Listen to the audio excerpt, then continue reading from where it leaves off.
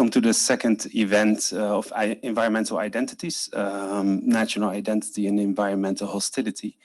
I'm very, very pleased to have a panel of speakers here, moderated by Bruno Alves. I would like to welcome Dr. Bernhard Forchtner to the panel, and Hanna Rullmann and Faiza Ahmad.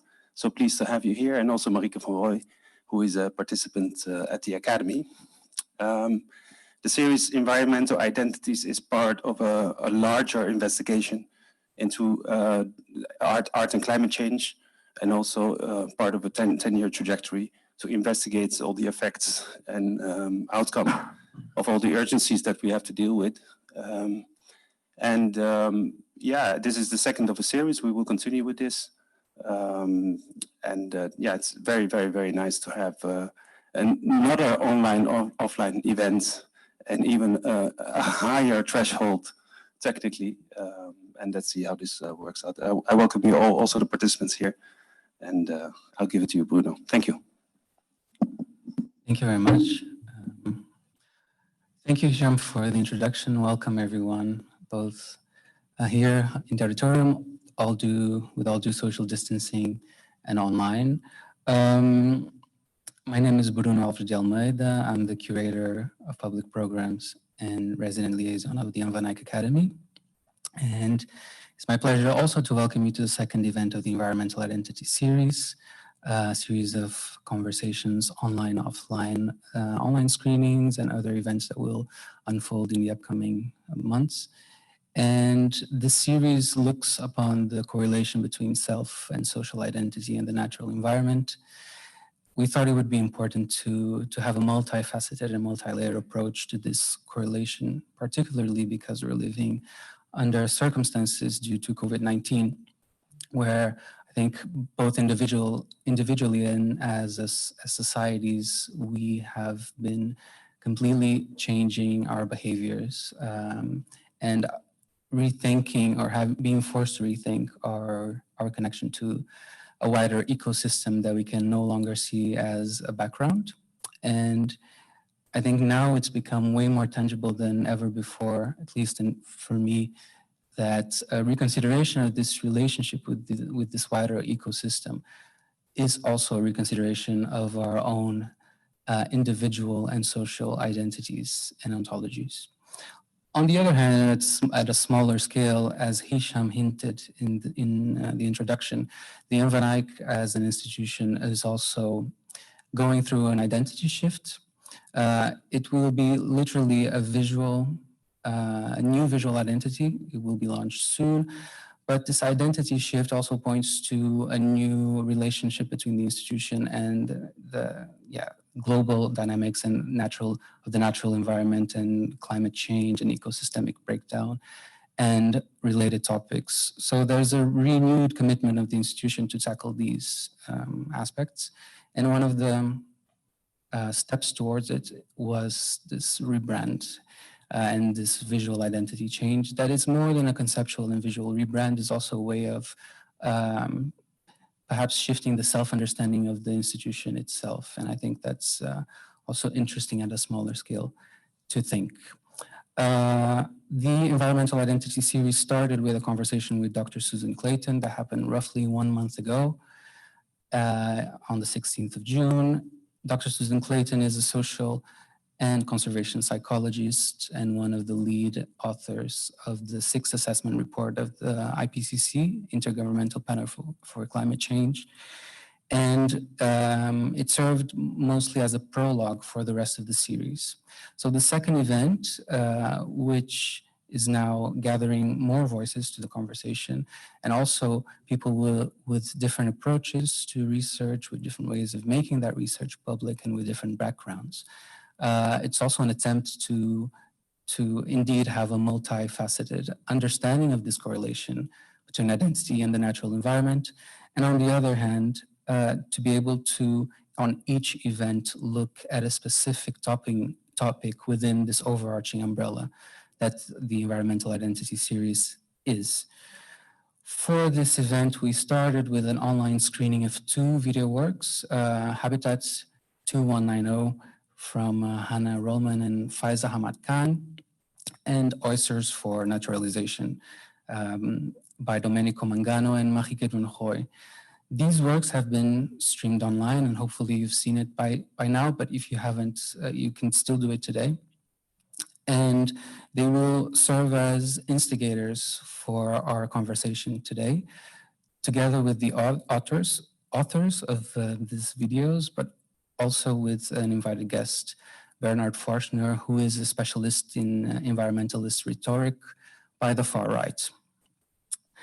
I would like to introduce the speakers a little bit in more detail, but my mouth is very dry, so bear with me. I have Marieke van Rooy here with me in the auditorium. She's part of the artist duo Mangano and van Rooy. Domenico Mangano is still not here, but maybe he'll join us later. So as I said, they are artist duo formed in 2014 after Domenico Mangano's individual artistic career. Marieke van Rooy has an academic background in political history of the built environment, and their work combines research and artistic practice.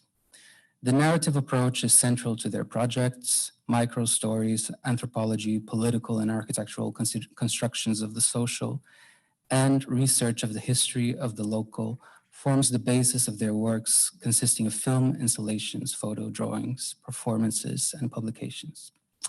So they're current participants of the Jan van Eyck Academie, as Hisham mentioned, and in the short film that we've been screening, Oysters for Naturalization, they approach Japanese oysters from the Dutch Wadden Sea with a questionnaire, a surreal questionnaire that is inspired by the integration exam for immigrants who want to get Dutch citizenship.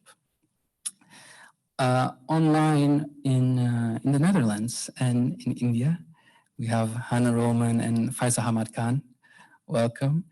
So Hanna is a London-based researcher and designer, developing a practice around questions of conservation, environmental policy, border ecologies, and legal, political production of natures. And Faiza is an award-winning Indian documentary filmmaker and activist based in Mumbai. And they both graduated with an MA from the Center for Research Architecture at Goldsmiths University of London in 2018. And in their short film Habitat 2190, they shows the construction of a nature reserve at a site of the so-called jungle, a former migrant camp in Calais in France. We'll speak in more detail about the videos throughout our conversation. This is just a hint. And then last but not least, Bernhard Forchtner is Associate Professor and Director of Postgraduate Research at the School of Media, Communication, and Sociology of the University of Leicester. He has previously worked as a Marie Curie Fellow at the Institute of Social Sciences at the Humboldt University of Berlin, where he conducted a project on far-right discourses on the environment. He is a specialist on far-right activism with an emphasis on environmentalist rhetoric by the far right, and he is also the editor of the book, The Far Right and the The Far Right and the Environment, Politics, Discourse, and Communication. I've never said so many times far right in such a short amount of time. Welcome all. Thank you for your time and for accepting the invitation. And before we dive into our conversation, for those watching online, you can send your questions via Zoom on the Q&A and YouTube through the chats. And my colleague Yasmin Ostrendorf, who did an incredible job at our first event of the Environmental Identity series, will have the task to pick some and merge some topics that are relevant for discussion. It's also important to say that we are recording, and later on this documentation will be publicly available. And now, before we start our conversation, I would like to show a small excerpt of both videos so that we can kickstart things. It's excerpt number 1.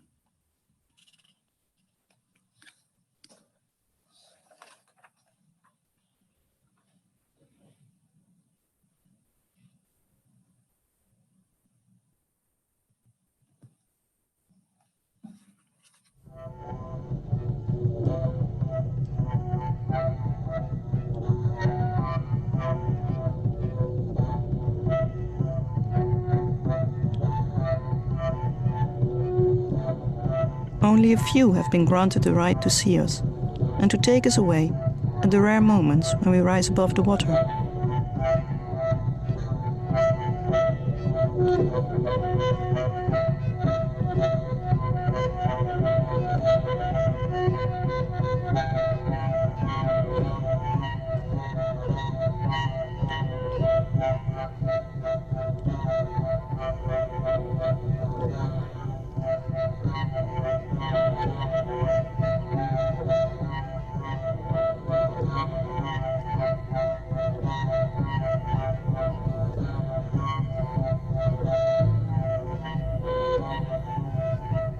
Once born, we roam the ocean without our parents, sinking after a few weeks and settling in one spot, which we will never abandon.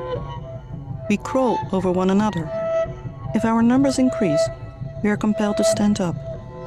Others on and around us, hard shellfish, lively slippery creatures, and other ocean flotsam, worm their way between us and attach themselves, claiming our exteriors.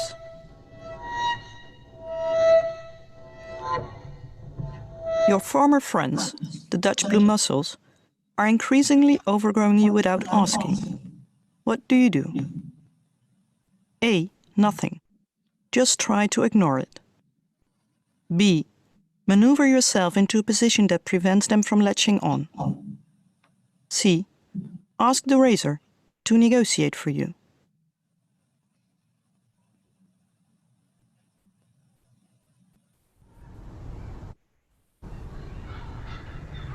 Il faut s'imaginer, il y a 10 ou 15 000 ans, ici, la mer se retire, le sable est déjà présent, mais il y a des coups de vent, des machins, des dunes qui se créent par le vent. Et ben on est exactement dans cet état. Toute la zone a été abaissée de 20 cm à peu près. Alors, ces 20 cm qui ont été enlevés, c'était aussi parce que quand l'État a tout retravaillé, ben, ils sont passés d'un côté, ils sont repassés de l'autre, donc on s'est retrouvé avec 20 cm des différents, des sols complètement bouleversés, des sols avec beaucoup de déchets, des morceaux de bois, des morceaux de tente, des machins, des trucs. Donc tout ça, ça a été enlevé et on se retrouve donc une vingtaine de centimètres en dessous. Ce sol de 20 cm, enfin en ayant enlevé ces 20 cm en dessous, on peut estimer qu'on est revenu à un sol qui était existant, qui était à l'air libre, si vous voulez, il y a 60 à 70 ans. Et 60 à 70 ans, pour certaines graines, c'est pile poil. Donc on peut imaginer qu'on a retrouvé aussi à peu près les mêmes sols, les mêmes choses comme ça. Il y a sûrement aussi quelques stocks de graines qui n'ont pas 10 000 ans, mais qui sont anciennes et qui vont être remis en lumière, remis en surface et qui vont se redévelopper. Ce que je veux dire par là, c'est qu'en fait, on repart de l'initial. La nature va se débrouiller.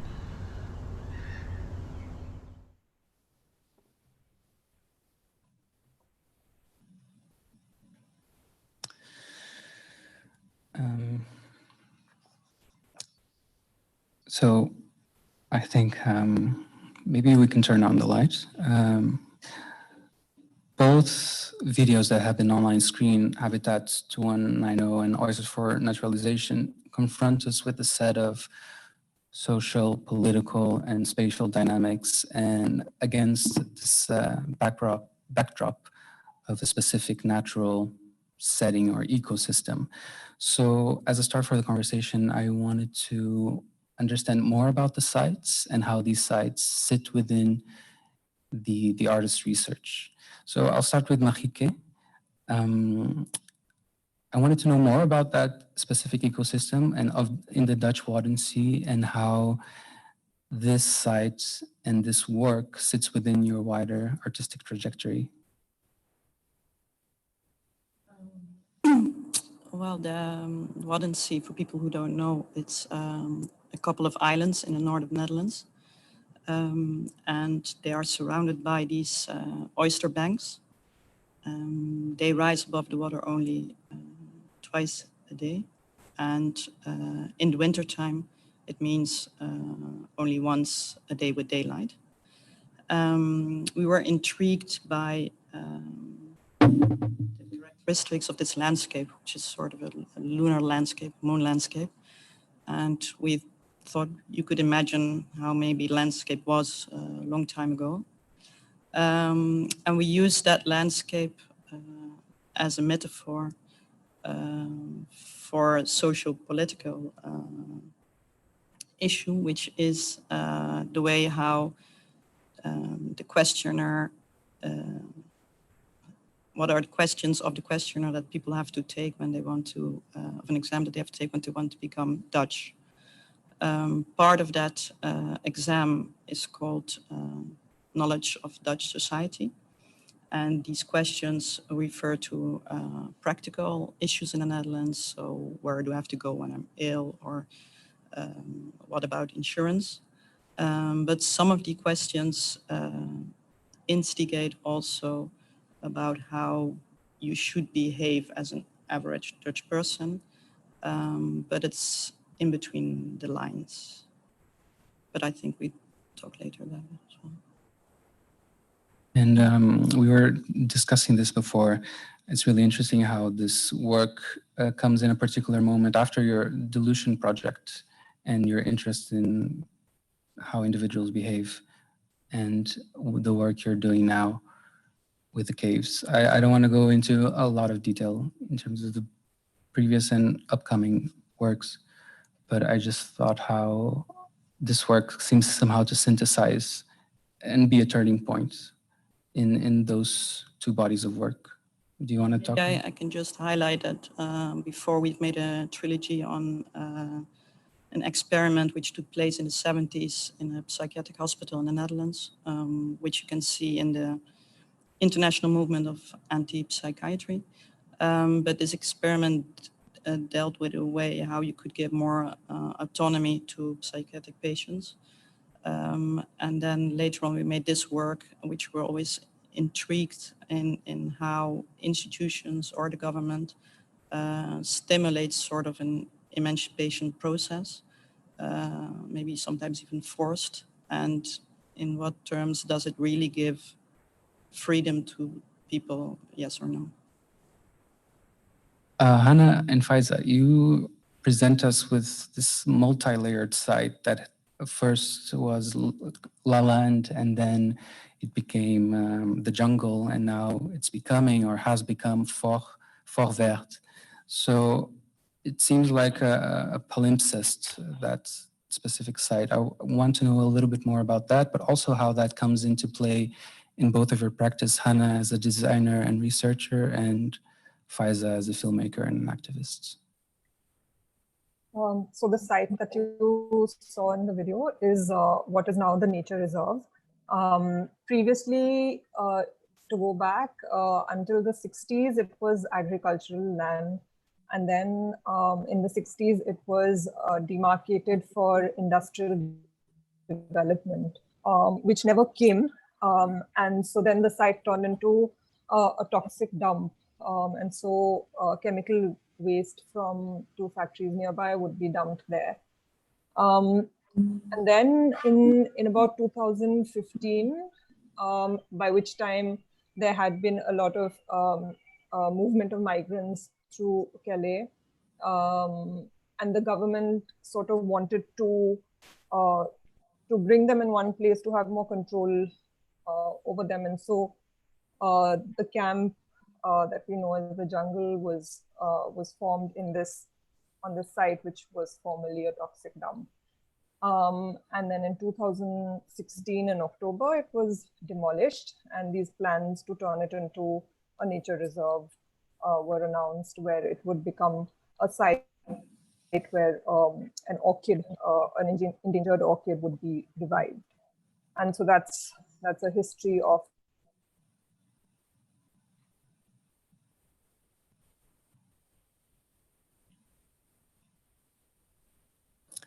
Yeah, can you pick it up from there, Hanna? Yeah. So Faiza was saying that there is specifically there is one endangered orchid that was observed on this site. I think last in 2002. So the nature is like the plans of the natures are kind of centered around this orchid, and that's also where the name of the film comes from. The code, Habitat 2190, is the code for the habitat in the Habitat Directive, the European Habitat Directive, which is the one in which this orchid grows. Yeah, and just to, I guess, to briefly explain the little clip we just saw of it, is where he's speaking about sort of how they think about renaturing this site. So he talks about what the landscape would have looked like 10,000 years ago. And they kind of like trying to reinstate this landscape that would have been there before human interference. And so what they were looking at old maps, and they stripped the soil of like 20 centimeters to bring seeds to the surface. That would be like 60, 70 years ago or before. Yeah, so the film is like about how they sort of negotiate this, I guess, border security measures and how to build this nature reserve and how those two come together. And in terms of how it fits into our practices, well, like you said that Faiza and I both graduated from the Center for Research Architecture, which is where we met, which is a master's that, very broadly speaking, is about the politics of space. And it brings together people from all sorts of disciplines and engages in that research in a visual way. So also in this project, we've engaged in it in different ways. So there's writing about it, but I think the visual aspect of it is a very important part of the project. So that's how we, that's what the film is about. Last but not least, Bernhard, now I want to understand about your site of research. So I think it's important to explain us what is exactly environmental communication research and how it sits in media and communication studies. And then like going towards more your research, explaining where your interest in environmentalist rhetoric by the far right and far right activism, where it came from and where you are now. Okay, yeah. Thanks a lot for the question, and thanks for organizing this in the first place and for having me. Now, the question, the first one. Maybe not that surprising, environmental communication research is a subfield of communication research more generally, and it deals with issues to do with the environment. It's a field which has emerged since the 60s, roughly speaking. And it deals with both, it includes both more empirical investigations, but also, if you like, theorizing how the environment might play a role in communication more generally. If you want to be a bit more specific, what we as communication researchers, but also environmental communication researchers look at is, for example, first, the content of, for example, news of communication, the content of communication more generally. That is representations of, you spoke about climate change earlier. So how is climate change represented, for example, in mainstream newspapers, but also, for example, in the publications of the far right. That's one thing. The second thing is audience and perception. So just because somebody produces a text and puts certain intentions maybe into that text, that doesn't mean that it's perceived in that way.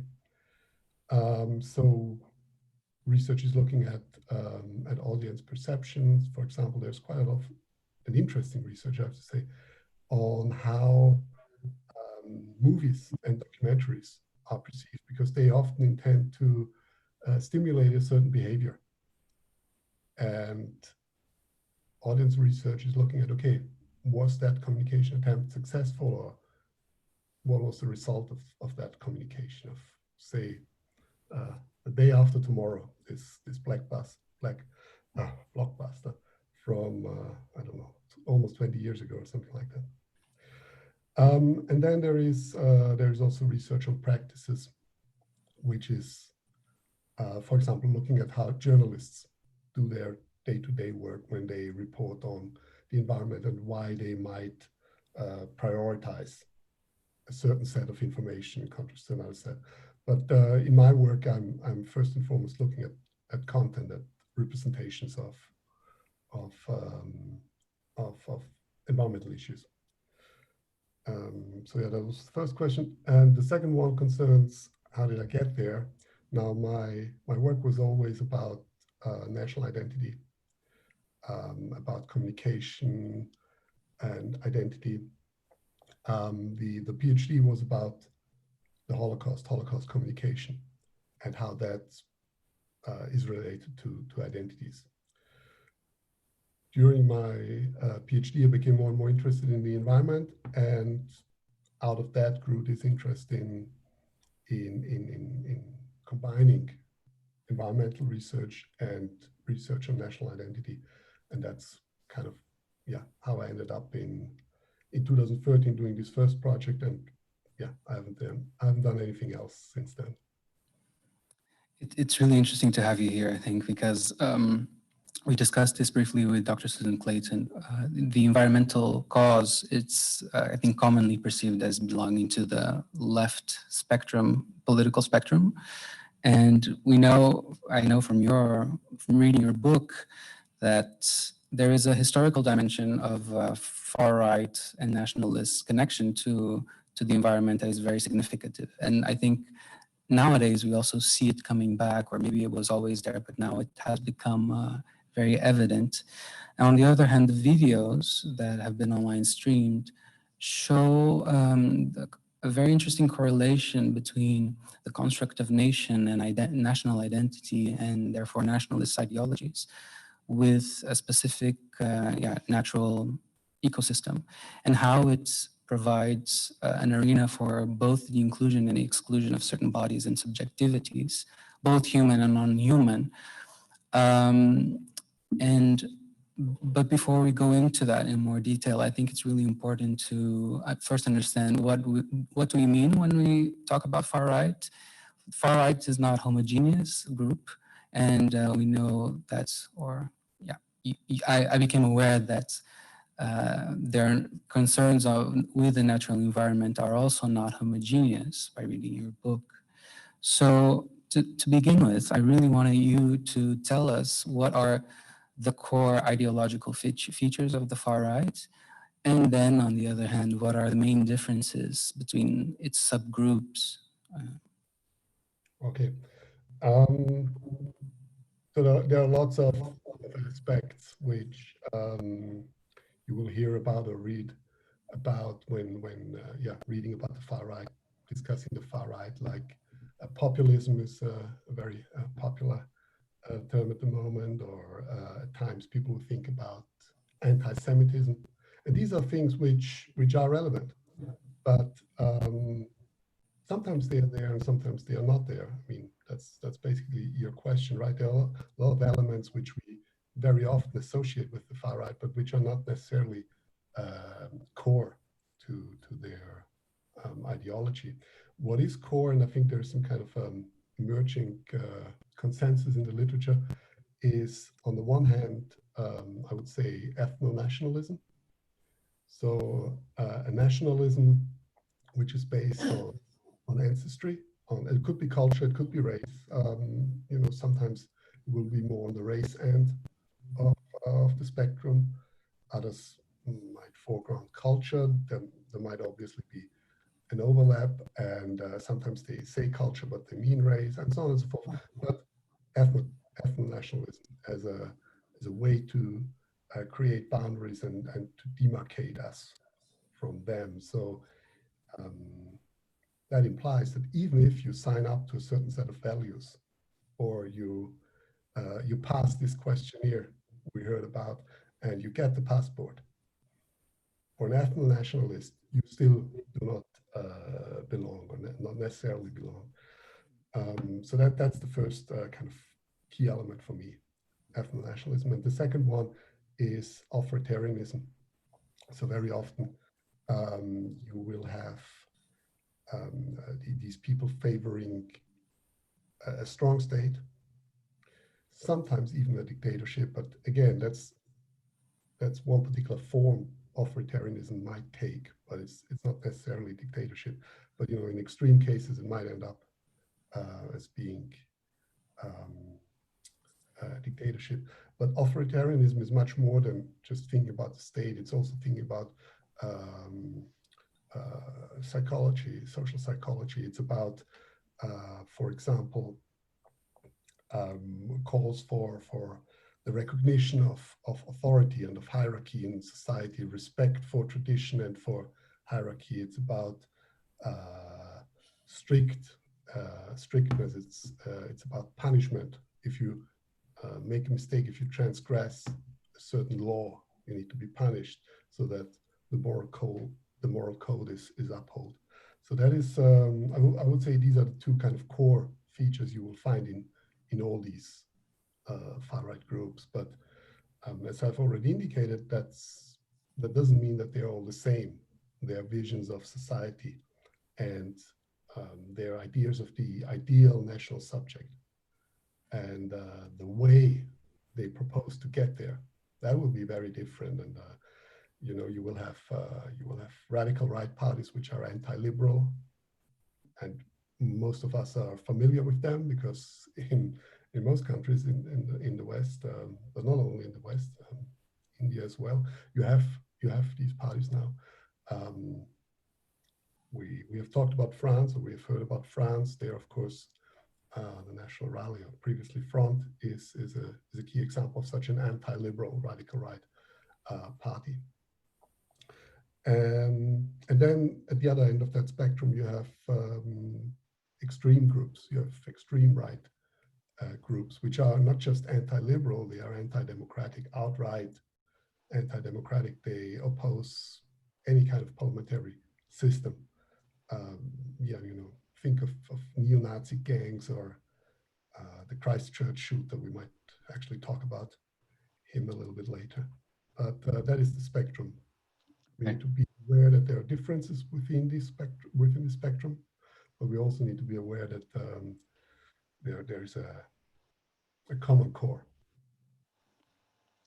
Drawing from your research, is it possible to understand what are the main roles that the natural environment has played in far-right imaginary and identity, or is it so varied that you cannot pinpoint those down? In some cases, the environment won't play a significant role for a specific actor. But if we think about the ideology, and if we think about what actually most, or at least a significant part of these actors propose when it comes to the natural environment, I think we can identify a few core elements or key elements. And the first one has to do with the fact that we really, and I think you indicated that previously, that we really have to understand that these groups, these parties and non-party actors, they are not into the environment because they think they will get votes. I mean, if we're talking about a party, I'm sure they also want to get votes, because at the end of the day, it's about that. Or more generally, not talking about political parties only. If we talk about a group also wants to attract further members and so on and so forth. So whatever they do, it will also have a strategic element, an instrumental element. But bottom line is that their relation, the role the environment plays in these groups and the protection of the environment is one which is deeply rooted in their ideology. So it's not just instrumental, it's not just strategic, it's in the DNA, if you like, and that has to do with their nationalism, has to do with this idea that the nation and the land are connected. They are in a symbiotic relationship, if you like. The people benefit from the land, but the people have also shaped the land. Nation and nature, they go together. You have mentioned this term ecosystems earlier. We in that in these videos. So the idea is really very much that the nation, the people, are part of a broader ecosystem, if you like, a national ecosystem, and they flourish as parts of this ecosystem. If something happens to parts of the ecosystem, to non-human animals, to human animals, to plants, that might have an effect on the entire ecosystem. It might actually ultimately affect the nation, for example, the race, as eco-fascists will think about. So that's a really key thing. And the second key thing is that always the idea of nature as being authentic has played a key role in far-right thinking. Nature is that which is, you know, authentic, pure. It's not contaminated by the zeitgeist. So the laws of nature are ultimately the guidance society should follow. You should transfer the laws of nature onto society to have a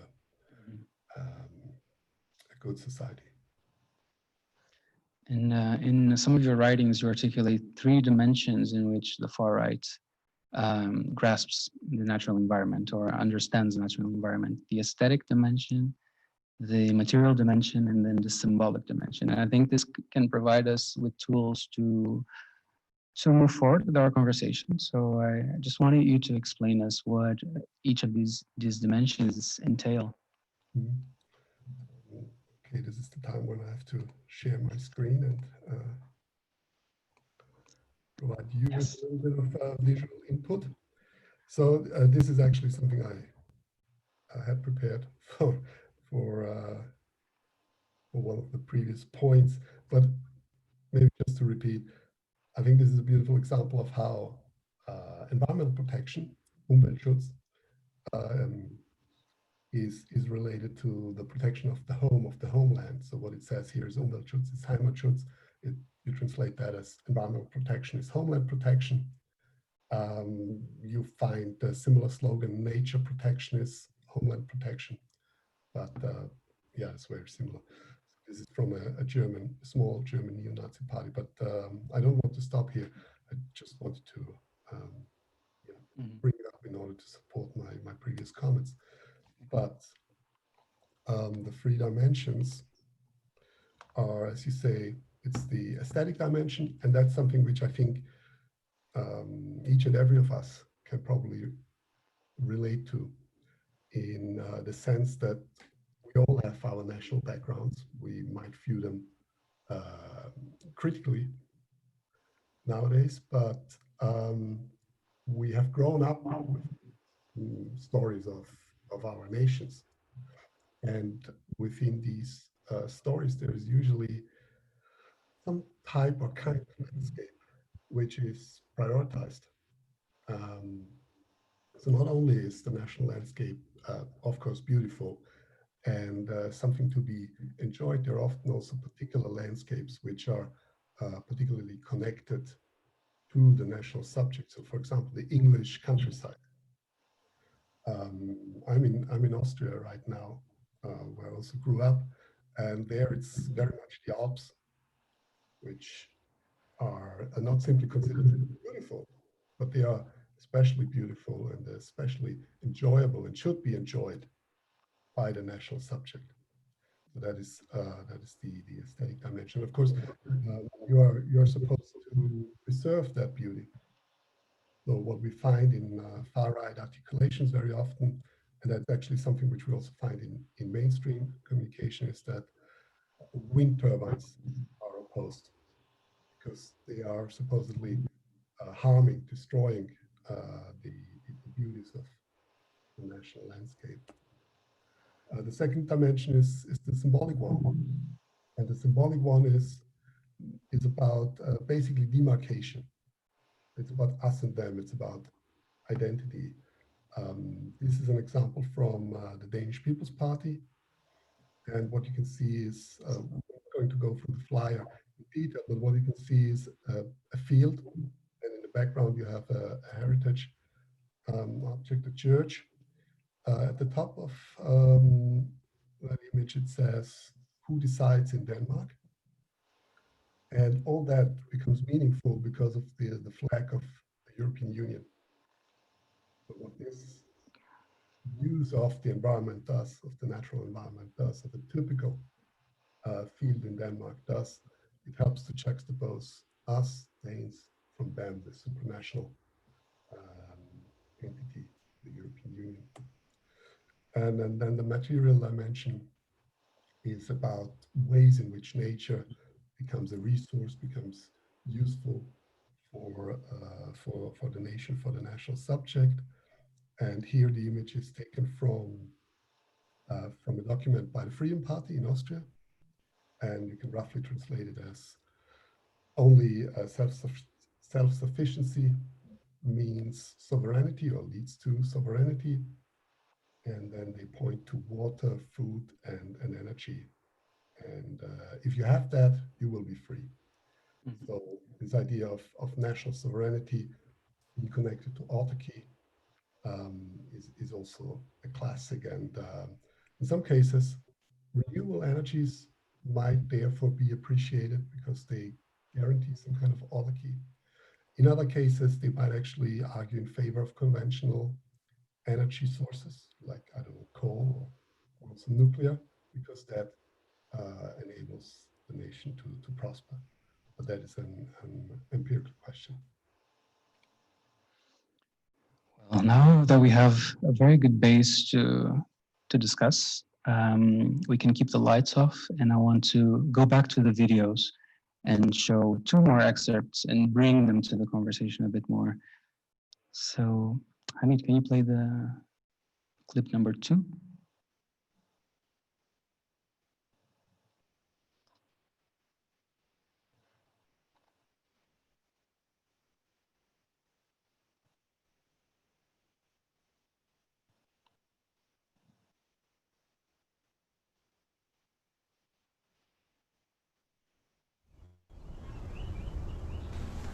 Ce terrain-là a été acheté par la région il y a 2 ans.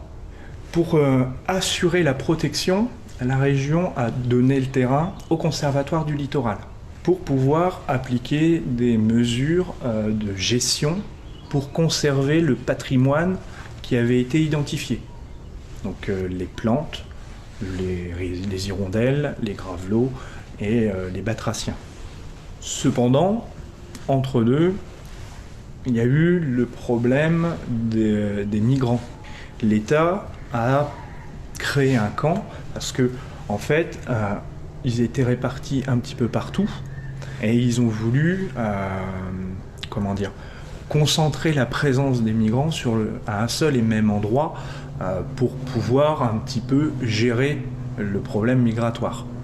Donc, ils les ont mis là, sur un espace qui était protégé.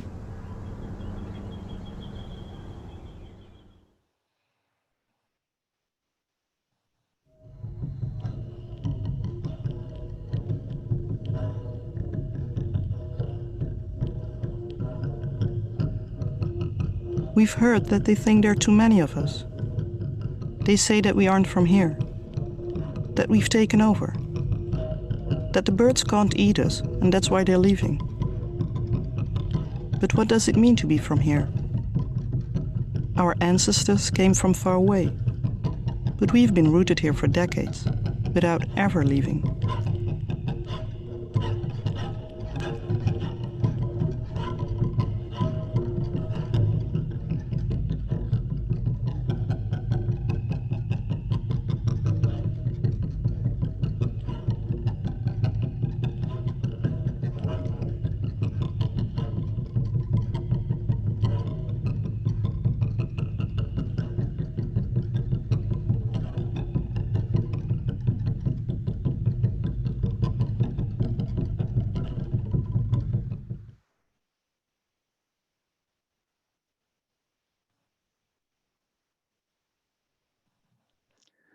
So in both of the videos that we've been streaming, there's a drawn parallel between invasive species and this idea of the invasive other, people that are perceived from coming from other cultures and other races and therefore being a threat to what isn't being, for those who are naturally perceived from the place. So I want to start with Marieke. Could you tell us a bit more about this decision to create an analogy between the specific ecosystem and the Japanese oysters being an invasive species versus the integration issue with migrants coming to the Netherlands, sorry. And maybe you can turn on the light.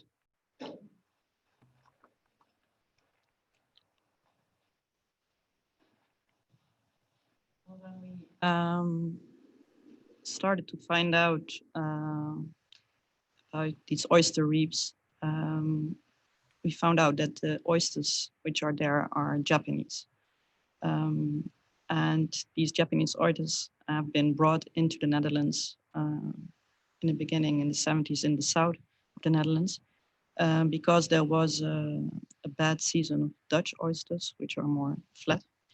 And oyster farmers thought, let's bring the Japanese oyster for one season, and for sure that oyster will not survive in the Dutch waters because it will be too cold. But instead, these oysters have never left anymore the Netherlands, and they even went from the south up to the north, and then have become the most important ones.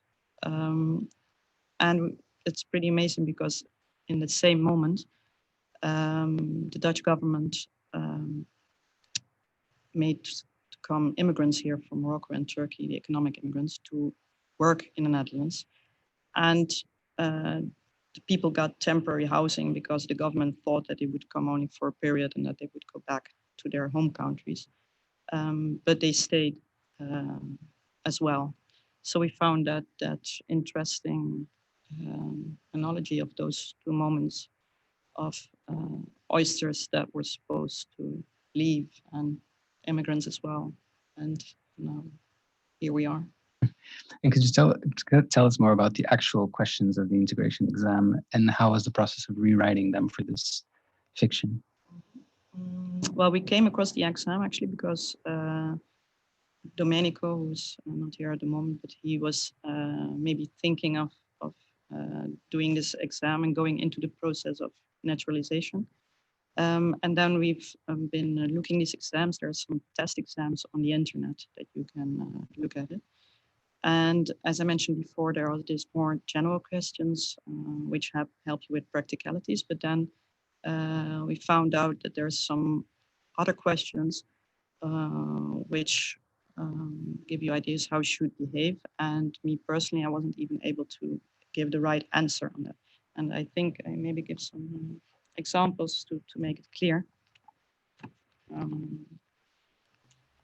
You always have a small picture and then these questions. So here's one. Hanna and Jan have new neighbors. They are called Peter and Sue. Peter and Sue are not married. Hanna thinks this is strange. What can Hanna do best? A, stop talking to Peter and Sue. B, don't show any of her feelings to Peter and Sue. C, tell Peter and Sue what she thinks. This is a reality, it's not made up. Trope and Marieke are Catholic. They put a statue of Mary in the garden. What can Ali do best? A, remove the statue in the evening. B, nothing. The neighbors can decide this for themselves. C, ask the neighbors to remove the statue. And then the last one, Hanna and Jan have dinner with Peter and Sue. Sue is from Thailand. They have different habits than Hanna and Jan. Hanna and Jan do not know their habits. What can Hanna and Jan do best? A, do what they are used to do because it's always good. B, take a good look at what Peter and Sue do and imitate this. C, wait for the neighbors to say what they are doing wrong. So there's a lot of ideas on the person who needs to do the exam, what kind of person that is. And there's a lot of ideas in between the lines about what the typical Dutch should do or how it should react. So we have made a series of questions for the Japanese oysters, which are also based on the characteristics of the oysters. And well, if you've seen before, the questions are sort of in line how the oysters should react on the other species in the sea. Yeah. It's very interesting how this legal framework also at the subliminar level, it's so weaponized and so exclusionary. And I was wondering, Bernhard, if in what ways, going back again to the field of environmental communication, in what ways does environmental communication from the far right, I'm assuming it's not that subliminar, but in what ways does it reinforce this politics of us versus them, or the other as being someone who is either inferior or threatening? And of course, I assume it must be commonly associated with the figure of the migrant. So how is that the environmental communication playing that part? I mean, first thing I would say, it's not necessarily about inferiority. Sometimes it is. But very often it is simply about our ecosystem, our land, which should remain pure, whatever that means exactly. But that can be relevant both in terms of human migrants, but also, and that's the topic of our session, non-human ones like oysters, or I can show you something from Nick Griffin, the former leader of the British National Party. I hope you can see it. So this use of animals, of native animals being under threat by so-called invasive species is something very common. And yeah, in the UK, it's the red squirrel in particular. Other countries will know other favorite animals. In the Netherlands, apparently, it's the oyster. But yes, you can see there's also this metaphor, human world, non-human world. And the red squirrel, just to make this clear, the red squirrel in the case of the UK is under threat from the gray squirrel. The gray squirrel comes from North America, I think Northeast America. Yeah, so you find very kind of similar communication put forward by the far right. There are other cases like our beautiful bees being under attack by the Asian hornet, and so on and so forth. Yeah, but it goes beyond these examples. It also concerns the broad idea, and that harks back to what I said earlier, that our ecosystem needs to remain pure, needs to remain stable and in harmony. So all the parts we have, they should be there, they should stay there, and they should be protected, which totally misses the point that ecosystems are about change. They have always changed, and while at sometimes we might actually want to protect the species because it's really under threat of being driven out entirely, of going extinct, the category of native and non-native is not really very useful, because animals, whatever kind of animal, plant, they've always moved. And the far right imagines, or nationalism more general, but the far right in particular, imagines as some kind of frozen moment where the ecosystem was in a pure state. That frozen moment is usually around 200, 300, 400 years in the past, but there are a few million years which also characterize our ecosystems, and that's what usually counts in terms of ecosystem development. And yeah, this conservative aspect is very strong, even in this return to a past that no longer exists. I think subliminally also some of the questions that Marieke and Domenico rewrote show the other types of prejudice that come into play in the specific ecosystem with the oysters. But I also think what you were saying about this going to the past and looking for the original natural characteristics of a specific site or nation is very well central to Habitats, to One I Know. And I wanted to ask Hanna and Faiza, keeping within this legal soft power apparatus, for me it was really interesting to see how there is a whole legal apparatus put in place to protect certain habitats and ecosystems and even species in that specific site, but also a seemingly lack of legal infrastructure or even respect for the basic human needs of people that are either seeking refuge or that were in that site during the jungle periods, let's say the migrant camp. So Hanna and Faiza, I really want to know more about this dichotomy between the legal apparatus put in place to protect species, but the lack of care and legislation towards migrants.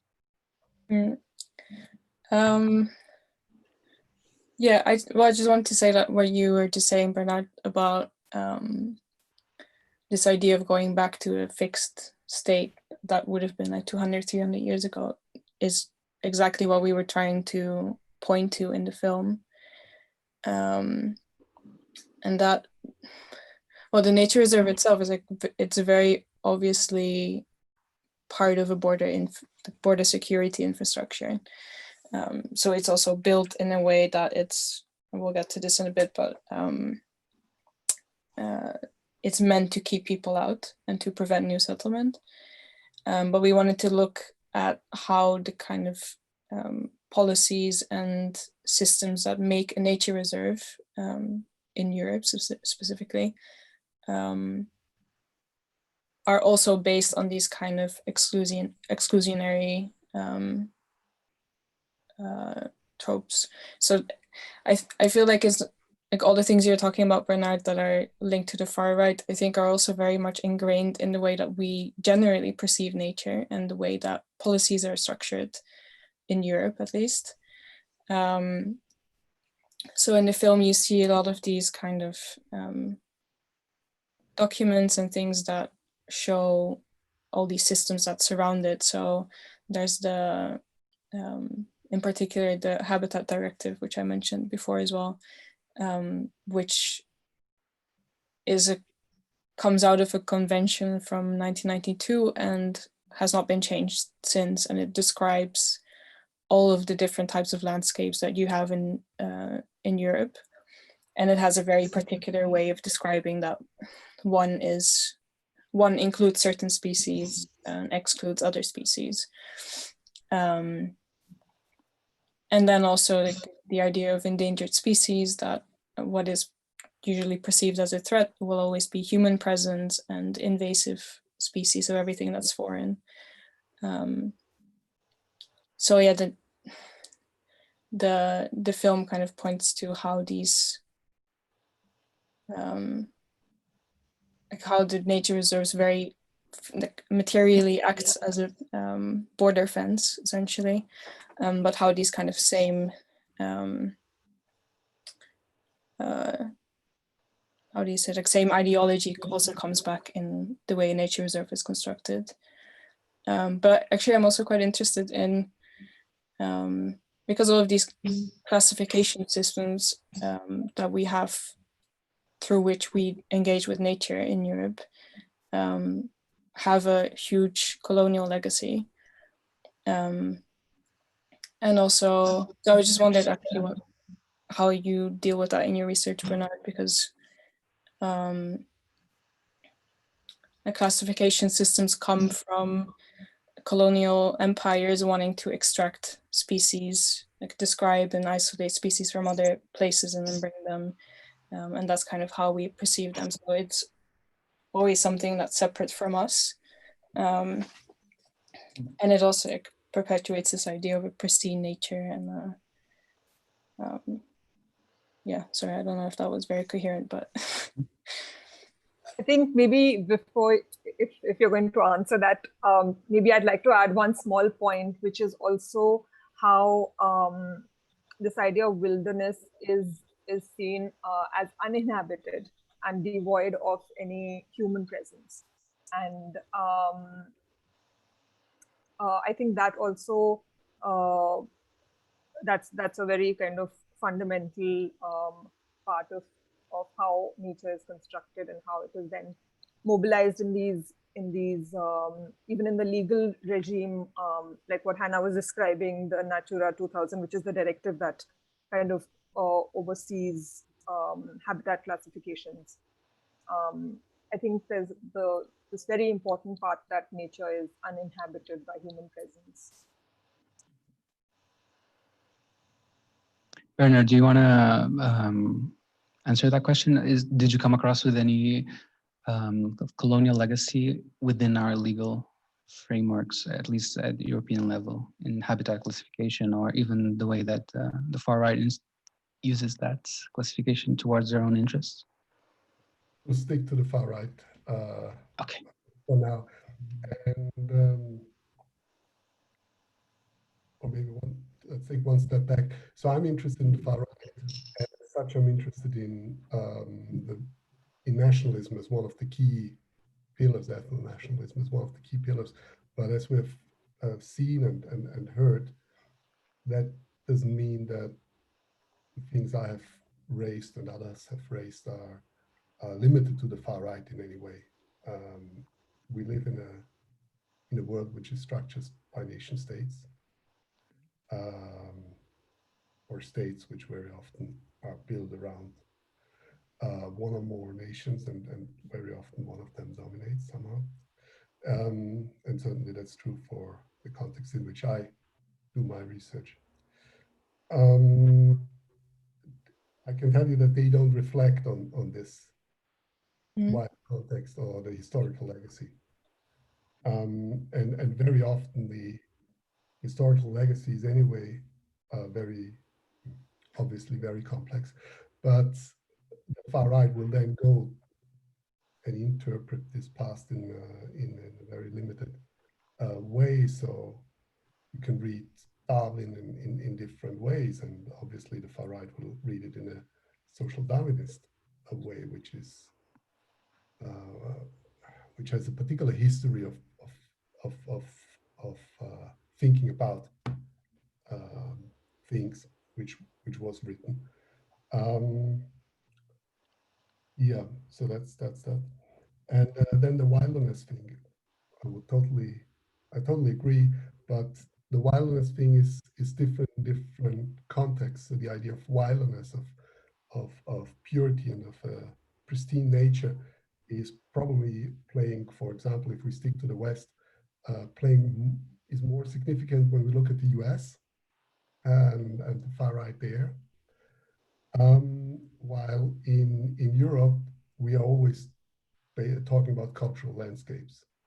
And even the far right is explicitly talking about cultural landscapes and the interaction between nation and nature, land and people, and how these two things have interacted. So the wilderness argument is, I would say, a little bit less relevant in wide parts of Europe, but obviously not everywhere and not always, and it's not only cultural landscapes. But yeah, in Europe, I would add to what you have said. I would add this idea of the cultural landscape. Maybe it's in the context of Europe, or the context of Calais, it's not so much wilderness, but more the idea of that a natural landscape would not be something constructed or something that human beings have interfered with, which I think in the case of the nature reserve that we look at is something that they kind of use to depoliticize that space. Like I interviewed someone working in the urban development department in Calais and asking about I think we asked the question something about, oh, how are you constructing this nature reserve? And then she just said, what do you mean constructing? It's a nature reserve, you know, we just leave it like that. But do I remember correct that it was in your video that they actually, I think 2 or maybe even 3 times talk about choices Yeah. they made and decisions to be taken. These are Yeah. said. So I found that absolutely kind of fascinating, because it's all about let nature do its work and so on and so forth, and you have that in the documentary, and then just a few sentences later, I don't know what the actual distance was between the 2 statements. You have these other statements about decisions and so on and so forth. And all the Bernhard, you also bring up. you just gave me the perfect cue to show the third and final excerpt of the movie. So sorry to interrupt, but I think this will add up to the discussion, and then we can pick it up again, because this excerpt will show that part that you are referring to.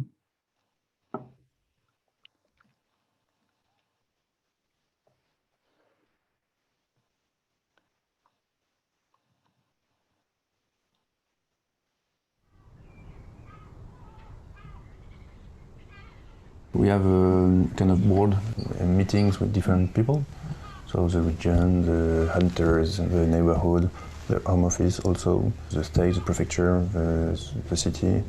Our subject was to try to have a project without any tension with anywhere, to make the restoration of the natural area after the migrant left. I think it was a kind of symbol, a token, to try to make life coming back to the site. We try to make a project for everybody, taking into consideration nature, security, inhabitants to be proud of the region, etc., etc. The hope we had to have different species was really compatible with security measures. In fact, it was the willing of the city of Calais was compatible with the project, and the willing also of Home Office or the French state also. Everything was compatible, because when you try to build a reserve, you try also to preserve the area from degradation.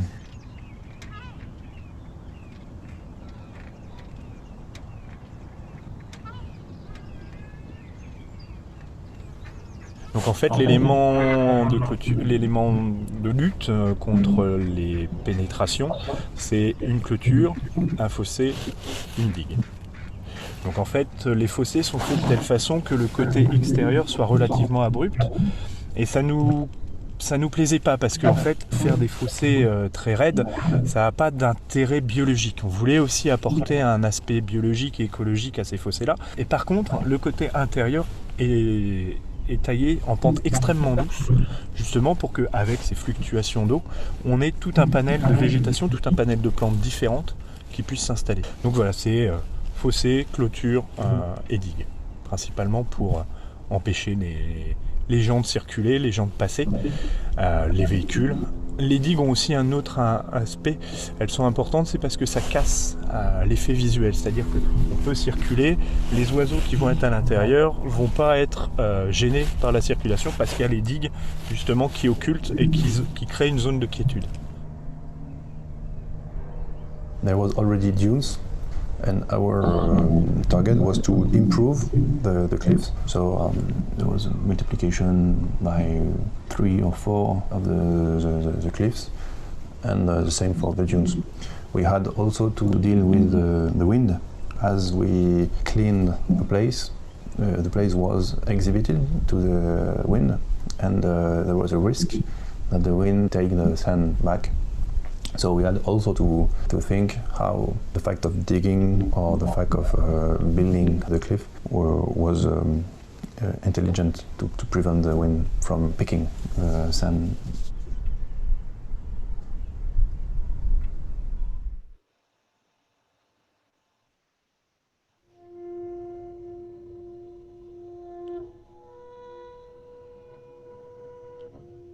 Slippery thing 1 is digging in the silt underneath you while you're trying to rest. What do you tell him? A. Nothing. Just fill his tunnel with poo in the hope that he will give up and go away. B. Ask him to carry out his excavations at another time. C. Nothing. Slippery things are so stupid, there's no point talking to them. The government introduces local species, which ruled here a long time ago, into your habitat. What do you do? A. Conspire with family members to bring them down. B. Nothing. They have a right to come back. C. Show them who's in charge.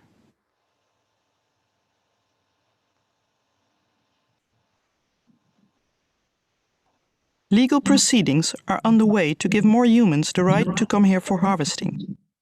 This will result in your death. What do you do about it? A. Post a notice of objection in a bottle addressed to the state. B.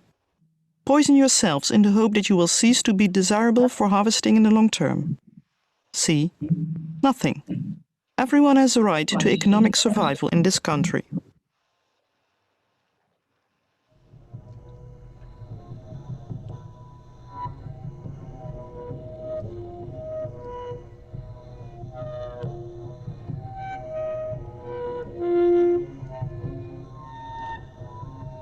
They have brought what they call the local residents of bygone days back to these waters.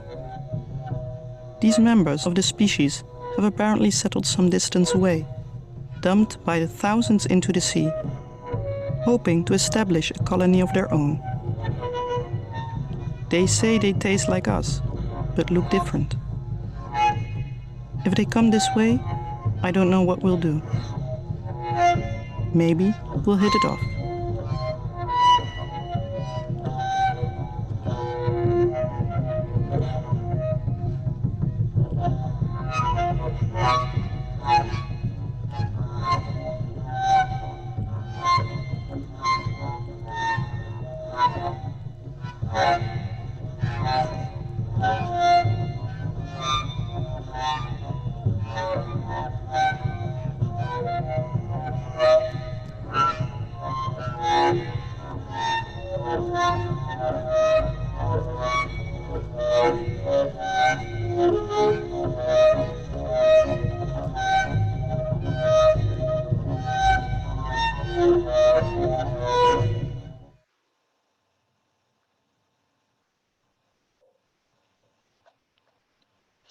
So picking up the conversation where we left it, I think in that excerpt of the movie, it's really clear what are on the one hand, the spatial measures that are being put in place, both to rescue this natural space, but also to heavily weaponize the space and militarize it.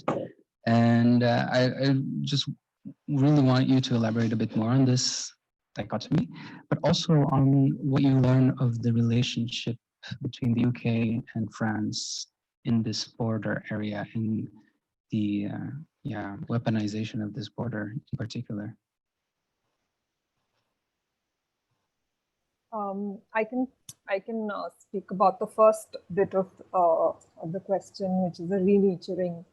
And as we heard,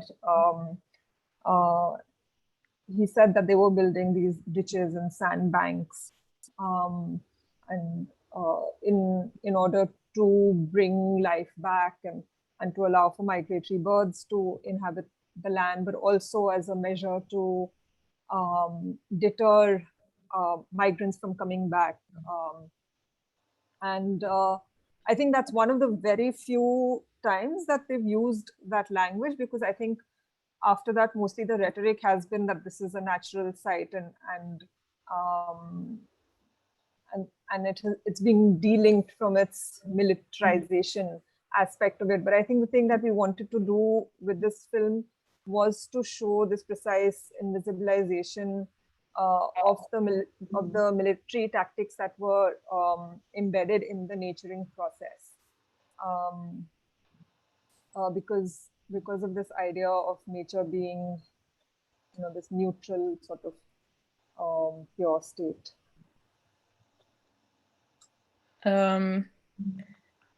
Yeah, well, I guess generally about the way the border is governed in Calais. So there's been migration primarily since the 1990s there. So for those who don't know, it's the shortest district, the shortest bit in the canal between the UK and France where you can cross over. So it's most of migration happens through there. So since the 1990s, there's been many efforts of securitization in Calais, and up until 2015, when they created the big jungle, as it was called. There were many sort of smaller settlements throughout the town, and like Faiza already explained, that at that point they wanted to concentrate everyone in the same place to have sort of control over the population. So they forcefully evicted people from all over the town and put them in this one place, which was it's next to an industrial area with chemical factories, and it's officially marked as a zone that has increased chemical risk. And it was a waste dump as well, and there was asbestos on the site. So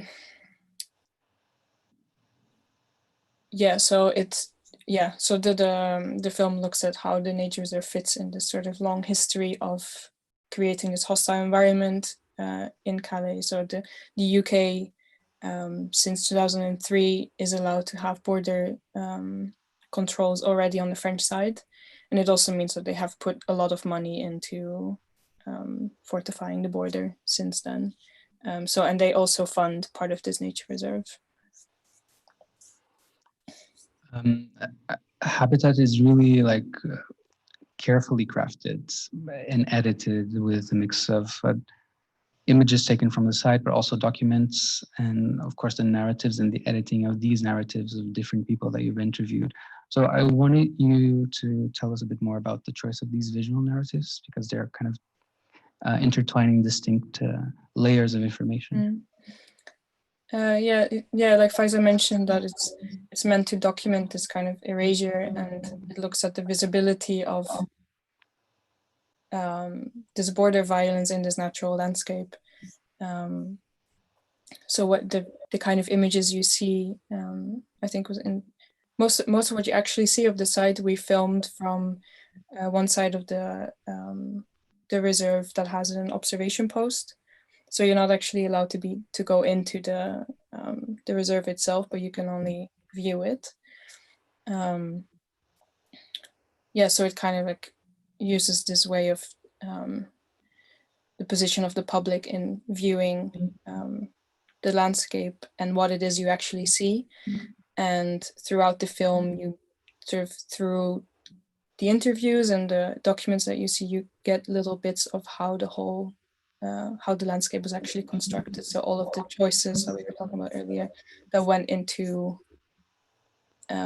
making this landscape, which appears to be natural and this neutral space, but actually is a border apparatus.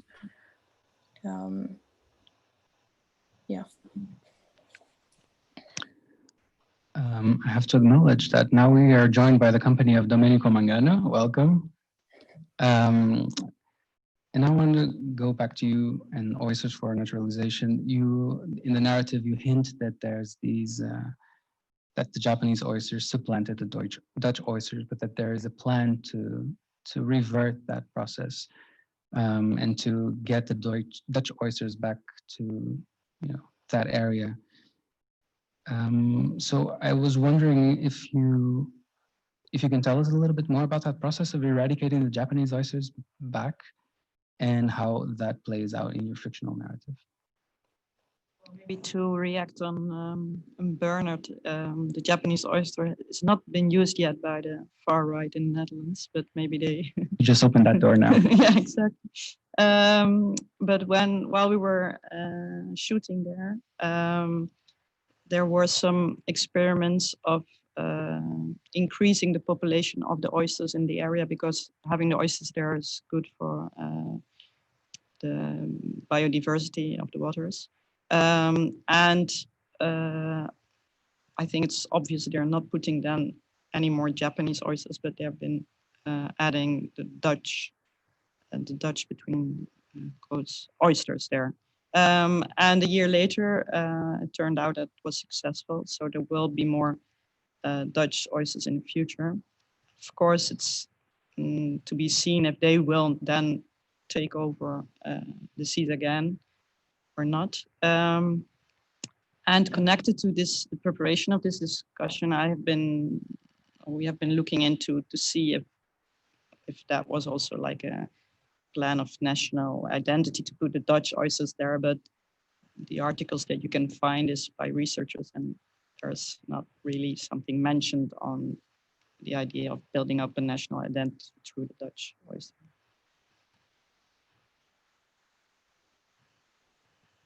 Bernhard, I wanted to, in both we've seen there's this weaponization in a more literal way, let's say, in Habitat 2190, with this military and natural assemblage that's going on there. It has a spatial impact. And in Oysters for Naturalization, there's this, of course, with the legal framework of the immigration questions and with this, replacement of one species to another under the argument that is the ecosystem will benefit from that. So I was wondering to what extent the ideas of species competition, violence and fear, and that underline this weaponization of the natural environment. How do they play out in far right and nationalists' environmental identity or even environmental communication strategies?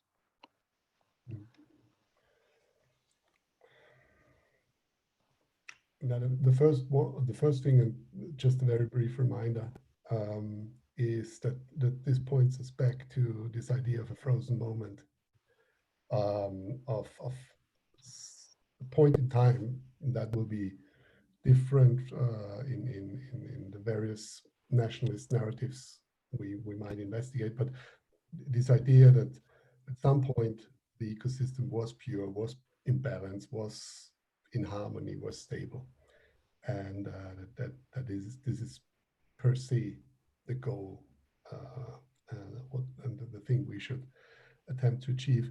Now, more specifically about competition, as long as the competition happens within this ecosystem in harmony, that's fine, because that's just the laws of nature playing out. So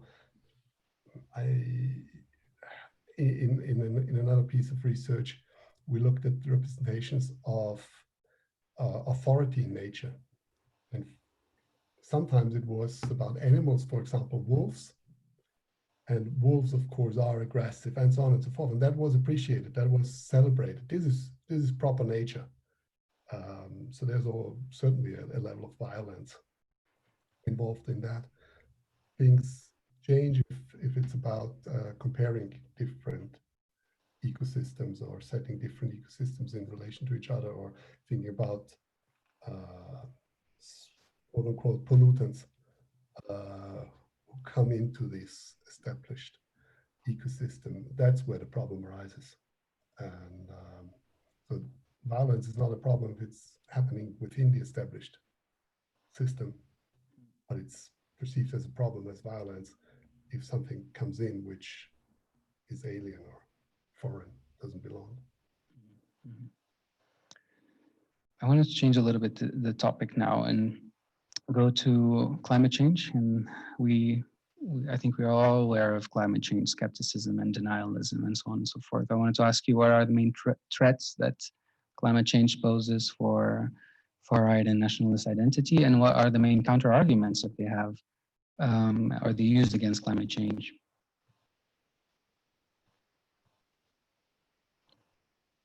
And the question is for Bernhard. Oh, okay, sorry. Should I repeat it? No, so it was about perception of climate change, correct? Yeah. I mean, so the argument I'm making is that the far right can have not always, of course, but it can have a soft spot for the national ecosystem, the local ecosystem, right? And based on that assumption, I mean, we might not agree with their take on environmental protection and the protection of the national environment, but we can acknowledge that they are somehow concerned about what they perceive as the environment, and that they identify some kind of environmental problem, or they create an issue and turn it into a problem. But what is surprising is that when it comes to climate change, they don't see that. We could assume that given that climate change is going to have a massive impact on ecosystems, also their national ecosystems, they would identify that as a big problem, but they often don't. Again, there are exceptions, as always, but by and large, these groups are climate change skeptics to various degrees. Maybe we can talk about these differences later. But they are very often skeptical in one way or another. And very often, that would be my argument, this has to do with the fact that climate change is not local, is not particular, but it's global and abstract. So as nationalists, they are in favor of national sovereignty, and a phenomenon which is global, by definition, threatens that part of their identity. If the response has to be, beyond the nation, then you have a problem if you're a nationalist. So that's one problem. And in the Oyster film, we can also hear about gender at the very end as one side or marker of differentiation, demarcation. I think that is also something which we see in the climate change discussion, because the economic system we're living in, which is based on fossil fuels, is very much a masculine thing, and so is the far right. Very much a masculine phenomenon. Just think about the connotation of cars, sport cars, or blue-collar workers, and all that is potentially threatened now as climate change comes on the agenda. So there's also a gender element there, the fear of our masculine identities being under threat. It's interesting that you bring it up. Can I share my screen, Hamid? Yeah, I can share my screen in a second, because I have a still from Domenico Mariche's question of gender, and maybe we can have a comment on that.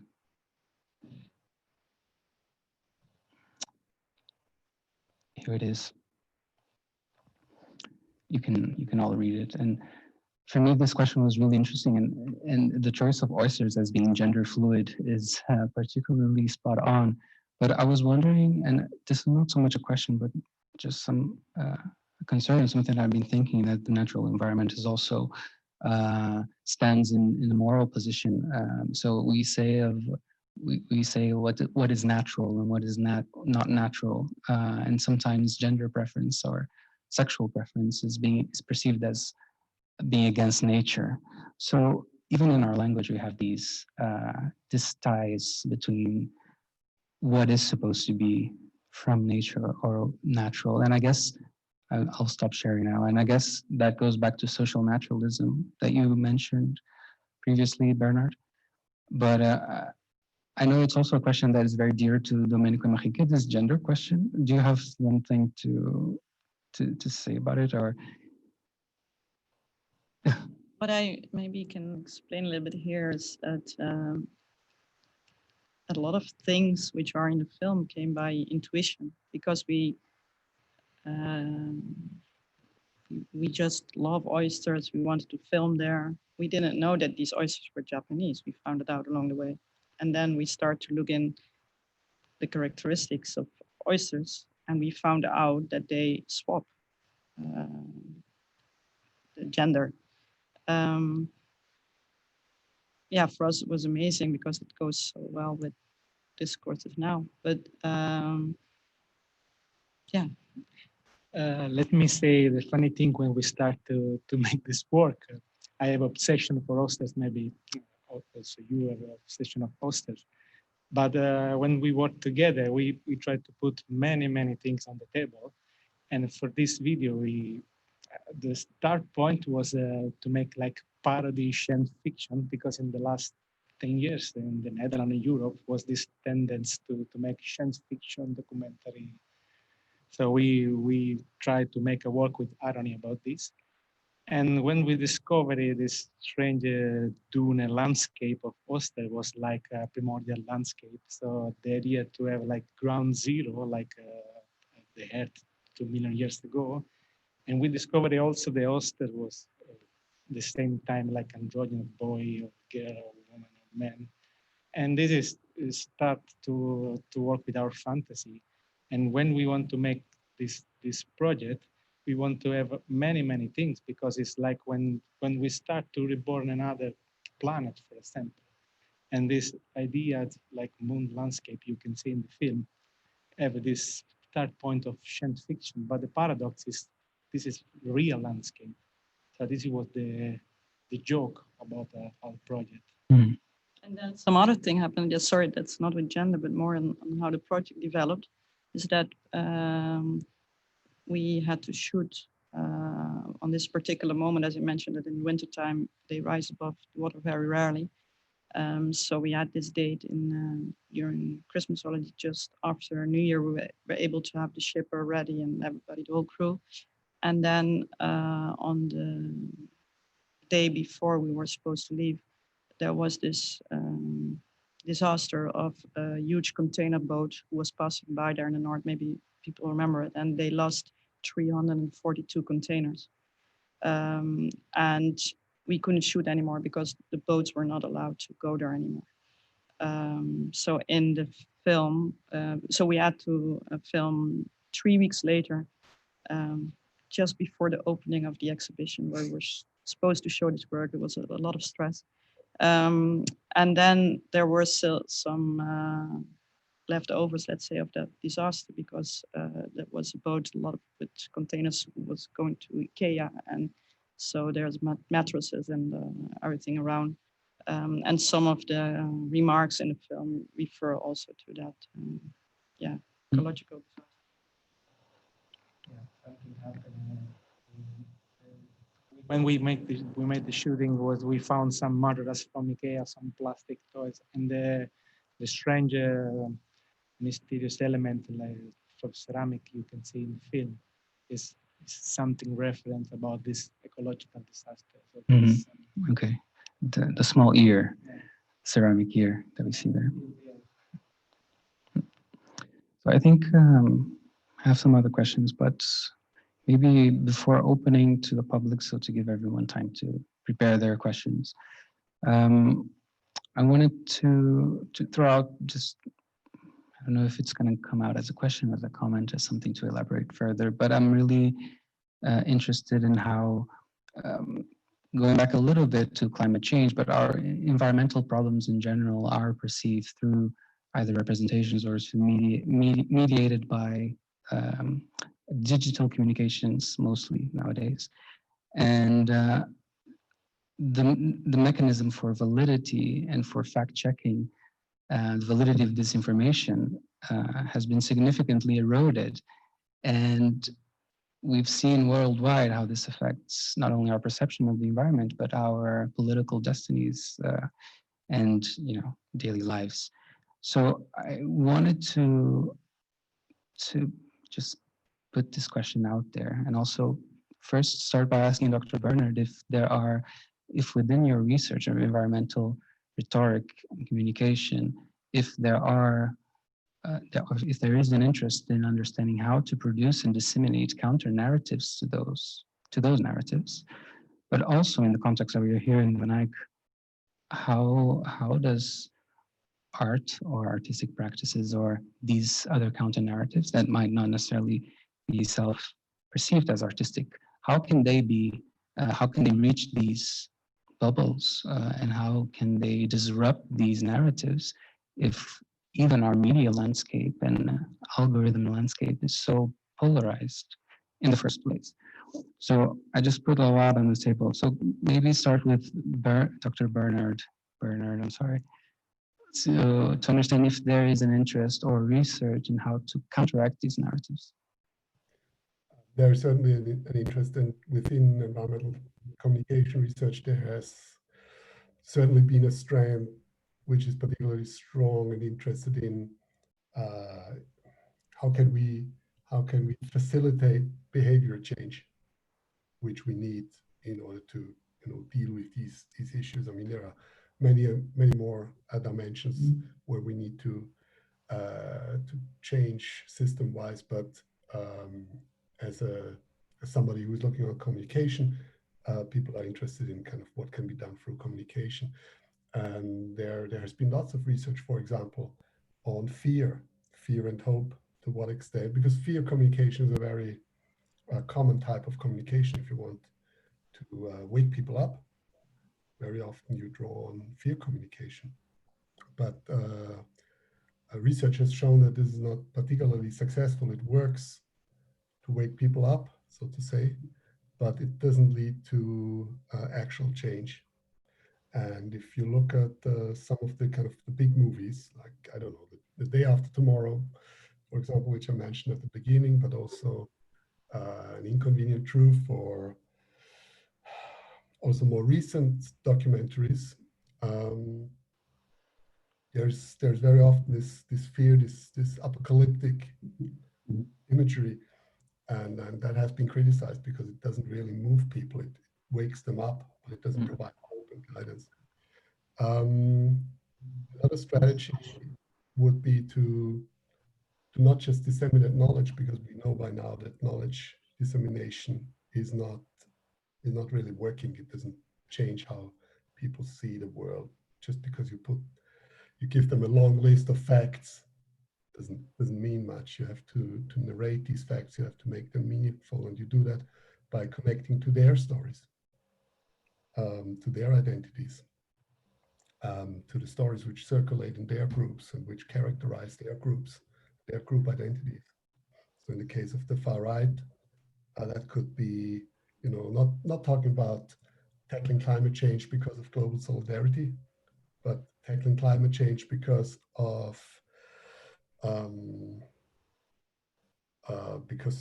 for example, tackling climate change through renewables, so that we are more autark.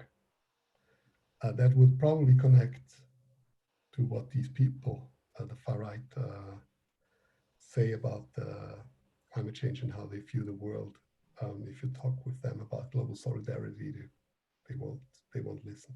I'm not saying that we need to engage with the far right on that level, but that's a more general insight, that you have to connect with people at the level of their identities and not just throw information on them, throw knowledge on them.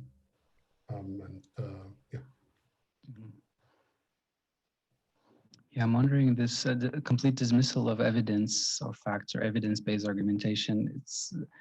Gets really close to strategies of fictionalizing that art sometimes employs, and I'm wondering how one can go beyond these polarized spheres and counterbalance those narratives through artistic processes. But this is a really big question. I don't want to. Just want to put it on the table and open up the conversation for here in the auditorium first, if anyone has a question, and then after online, if there are questions online. Let's take a deep breath and carry on.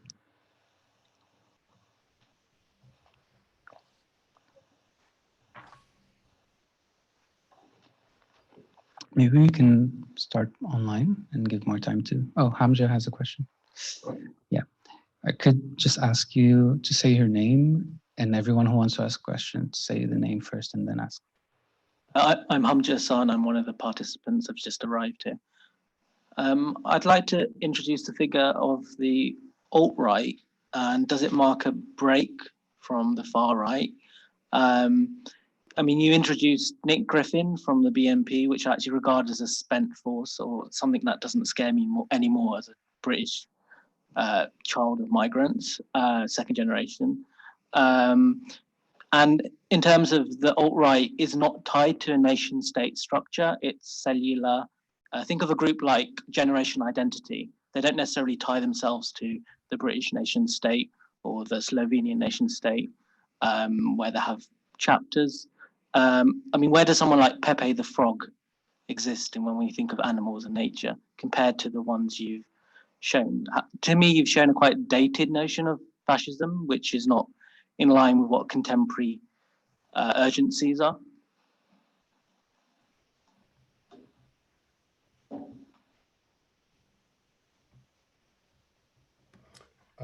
Yeah, very quickly. So the alt-right, the identitarian movement, there's absolutely no problem integrating them in this spectrum, which we talked about at the very beginning, and they would obviously be rather at the extreme end. And you are, of course, also absolutely right that Nick Griffin is, and the British National Party in particular, they are done. But that doesn't mean that what they have told us in the past about the environment and how they relate to the environment isn't telling also in other cases. So I don't quite see why we have, of course, we have another type of actor now, yes, but we also still have these old actors as well. And I don't quite see why having new actors with a slightly new agenda dismisses findings from, we got in other contexts. I mean, the identitarian movement, for example, still speaks about the nation.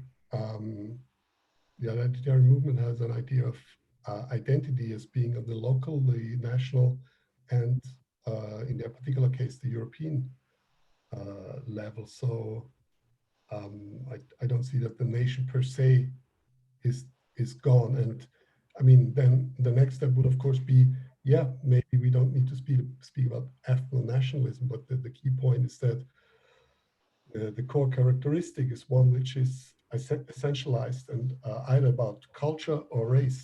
And of course, that too you clearly have in the identitarian movement, but also in the alt-right, where you have very different actors, but some are clearly, I mean, outright racist. There's no doubt about that. So I don't quite see. I agree that there are new actors, and that we have to be careful, but I don't quite see that this is a categorical break.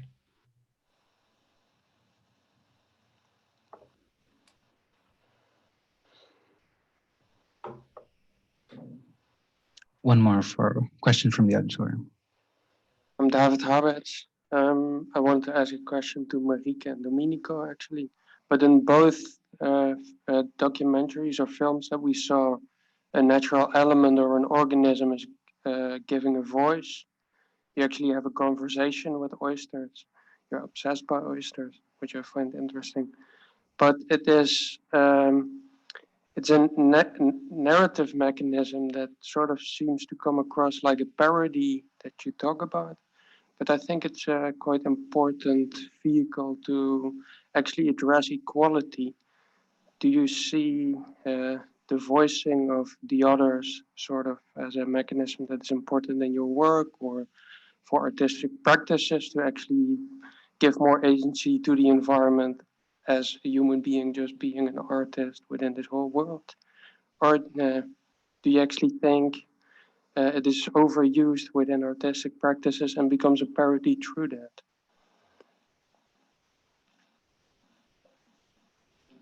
Thank you for the question, David.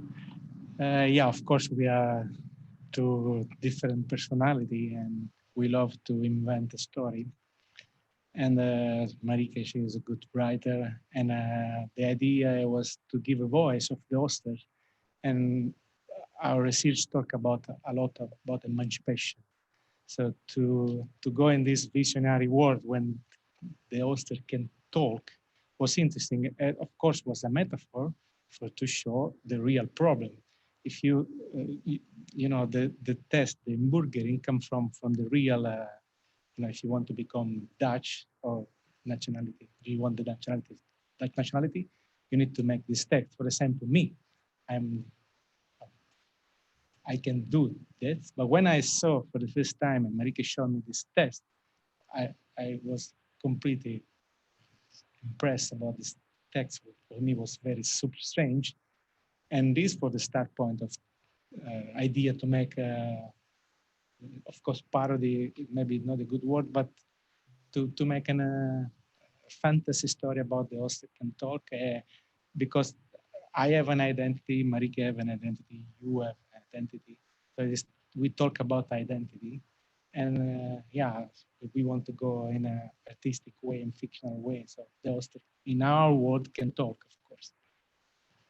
Yeah, and in our older work on the trilogy of psychiatry, we have give space to patients to talk in our films.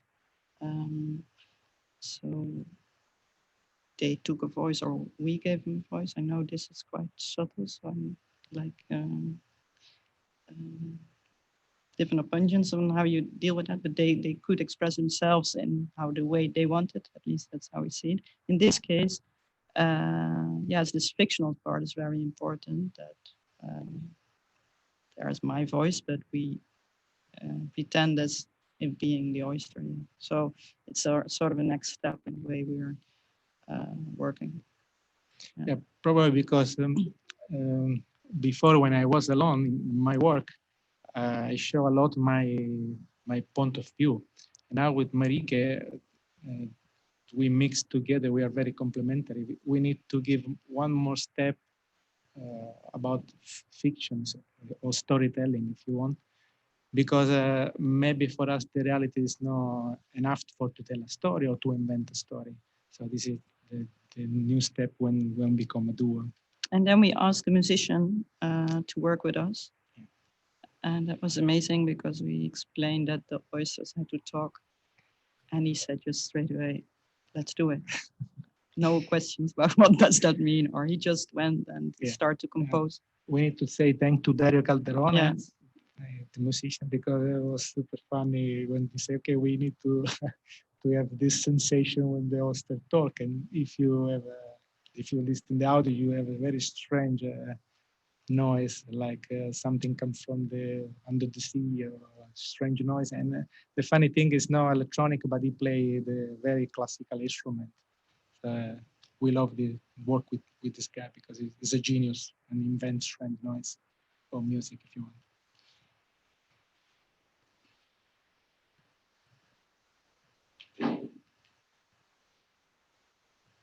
Lucas, also a participant here. And my question would be to Dr. Forchtner as an expert on communication. The French philosopher Bruno Latour is now using or reclaiming the term Heimat, which you also translated to Homeland. And I was wondering, he does that with a lot of nervosity. And I'm questioning how his use, his application can be helpful in terms of sensitization to the topics that we're dealing with, or if this project is bound to drive against the wall.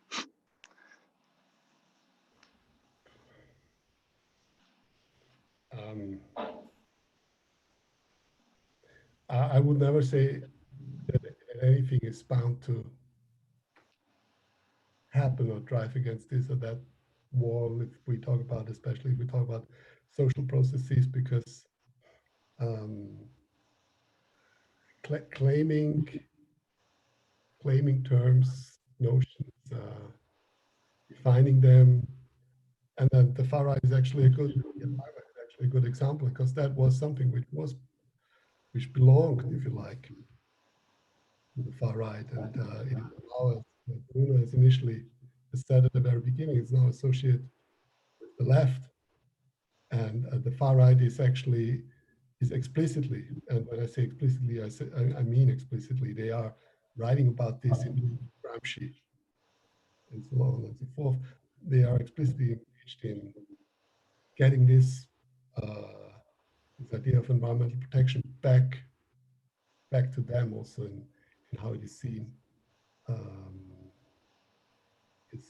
by the wider public. So if they engage in struggles over hegemony and with concerning particular concepts, then why shouldn't we also do that? There's actually older research on the Homeland protection movement, which I didn't mention, but which is a movement at the very end of the 19th century, beginning of the 20th century in Germany, which had a lot of problematic aspects to it in terms of anti-modernization, anti-civilization, anti-Americanization, and so on and so forth. It was connected very often to the far right. There was a lot of focus on the aesthetic dimension when we engage with the natural environment. And the fact that this is a motivating force, the aesthetic perception of the environment. And this author on this 100 years old movement makes the point that actually this is something we need to reclaim if we want to be successful in protecting the environment. So yeah, coming to an end. I don't think that certain terms per se have a certain meaning. We can always struggle to redefine them and to use them and to mobilize them for our course. So it might be much more difficult with some like Heimat in the German context.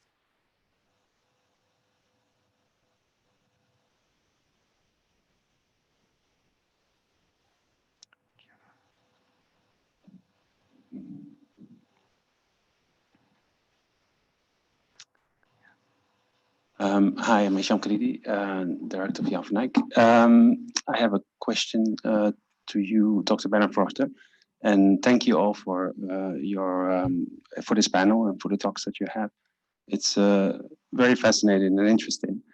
The past weeks, we have been talking with a lot of organizations, especially in Belgium, about the idea of the effect that climate change will have on the post-academy itself.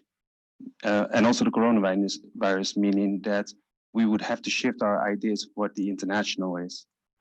And one could think that we would move more into thinking about our work as inviting residents and artists from all over the world to a more local approach.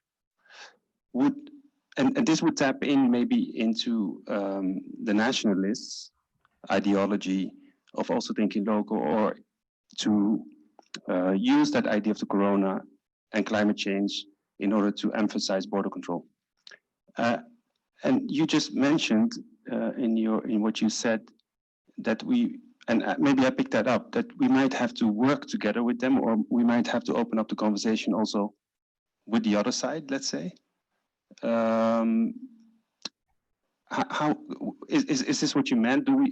Is there an opportunity to sit at the table with the far right and discuss the urge for us to be more local, to act more local, and what kind of effect that would have? Because on both sides it would have an effect. On the climate change debate, it would have an effect for the nationalists as well. So what are the strategies next to reclaiming, for instance? I mean, this could be a strategy to sit at the table together and to talk about these things. What would you say? I mean, the example I gave was really just meant as an example in terms of communication strategy that it's probably not successful if you just come up with a list of facts, throw them at the person, and that's it. I think you need to connect the facts, which we need. Not talking about ignoring facts, but it's about how to package these facts and how to make them accessible to the other side if you want to engage with the other side. Now, specifically on your question, that's a discussion many of us have, when we meet at conferences or just over, when we have a beer or whatever. And I don't have an answer, but I think there are two important things to note. On the one hand, and that's for us, I think it's always dangerous if one puts purity before everything else. We can always clap on our own shoulders and say how great we are, how left-wing, cosmopolitan, or whatever we want to be. But that's not necessarily getting us very far. And there are people, but also non-human animals, which might require us to get our hands dirty. So that's one thing. And the other thing that is that even if we get our hands dirty, and I'm not explicitly saying that I'm not saying that we should do this. I'm myself in the process of thinking about this, but if we engage, it has to be clear that our focus is on equality and democracy and inclusion, so that certain things are not compromised. It's not really an answer, but I think this is the challenge which everybody faces anyway, so I don't see myself as the one who necessarily has the answer. Maybe now we can move to the online chat, and Yasmin, please.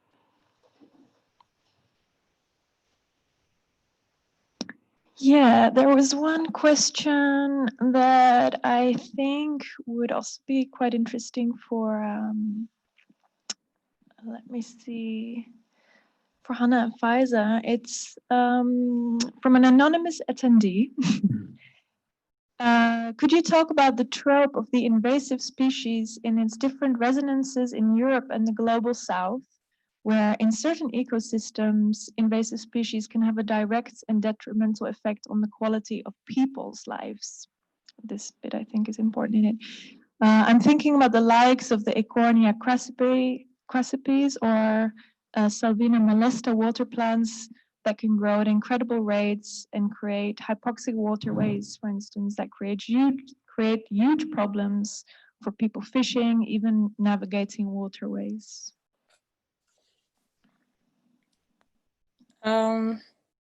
Yeah, I think we lost Faiza, so.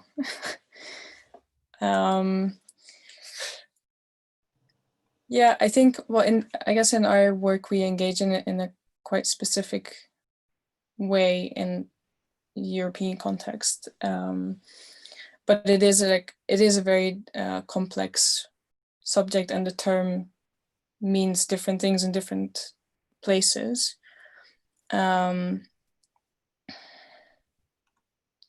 Yeah, to be honest, I'm not entirely sure how to answer because I'm not an expert on these things, obviously, but I think well,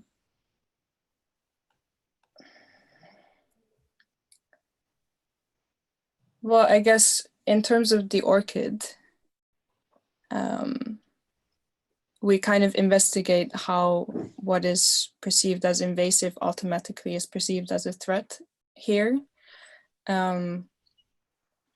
where it doesn't necessarily need to be. So for example, this orchid actually thrives with human activity around, because when there's human activity around, it clears out vegetation, for example, and that the orchid doesn't like to be overgrown. But obviously in other places, these invasive species or human activity is a real threat and does interfere, interrupt ecosystems. So I guess it's more about how we have kind of hierarchies of threats and value of species,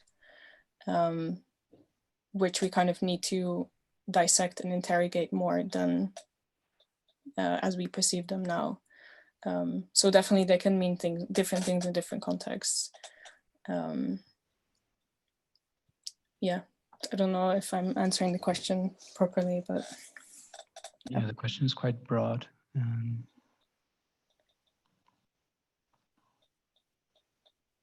I actually have a question myself, if that's also allowed. Of course. For Domenico and Marieke, and it's on a bit of a lighter note, but I was wondering, was the correct answer amongst the multiple choice options for the oysters?